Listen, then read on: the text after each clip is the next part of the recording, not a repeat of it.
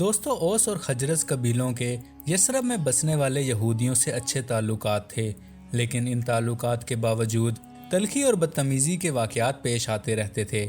اس بدتمیزی کی بنیادی وجہ یہودیوں کا وہ رویہ تھا جو اللہ تعالیٰ کی وحدانیت پر ایمان رکھنے کے باوجود اس یقین سے سرشار تھے کہ وہ اللہ تعالیٰ کے منتخب بندے ہیں۔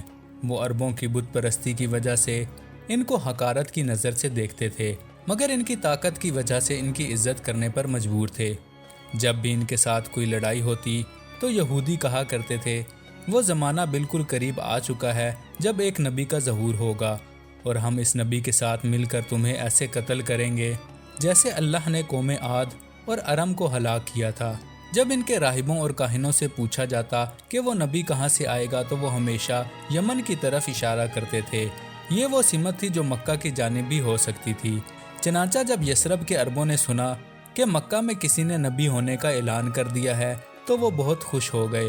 صحیح عقیدت اور مذہب کے اصولوں سے تو وہ واقف تھے۔ دوستانہ ماحول کے دوران یہودی اللہ کی وحدانیت اور انسان کے انجام آخرت پر عربوں سے بحث کرتے رہتے تھے۔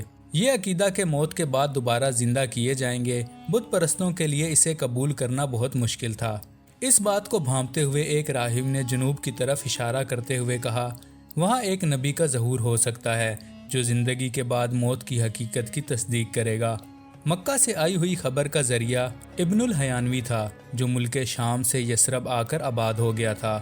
اس نے کئی مواقع پر بارش کی دعا کی اور نخلستان کو قحط سالی سے بچایا تھا۔ اللہ تعالیٰ کا یہ پسندیدہ بندہ تقریباً اسی وقت وفات پا گیا جب رسول اللہ صلی اللہ علیہ وآلہ وسلم پر پہلی وحی نازل ہوئی۔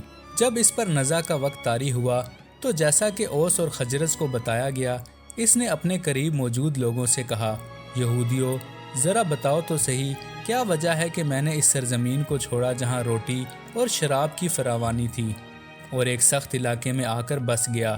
وہ بولے، یہ بات تو آپ بہتر جانتے ہیں۔ اس نے جواب دیا، میں اس ملک میں یہ امید لے کر آیا ہوں کہ اللہ تعالیٰ کا رسول آنے والا ہے، اس کے ظہور کا وقت قریب آ گیا ہے۔ میں نے چاہا کہ اس کی ہجرت یہاں ہو اور میں اس کا پیروکار بن سکوں۔ اس کے یہ کلمات کچھ نوجوان یہودیوں نے یاد کر لیے اور وقت آنے پر رسول اللہ صلی اللہ علیہ وآلہ وسلم کی نبوت کو تسلیم کر لیا۔ لیکن عمومی طور پر کہا جا سکتا ہے کہ عربوں کے لیے آپ صلی اللہ علیہ وآلہ وسلم کی ذات محبوب اور ہر دل عزیز تھی، لیکن ان کا پیغام قابل قبول نہ تھا۔ جبکہ یہودیوں کو ان کے پیغام سے تو اتفاق تھا، لیکن ان کی ذات قابل قبول نہ تھی۔ مزید ویڈیوز کے لیے چینل کو سبسکرائب کریں۔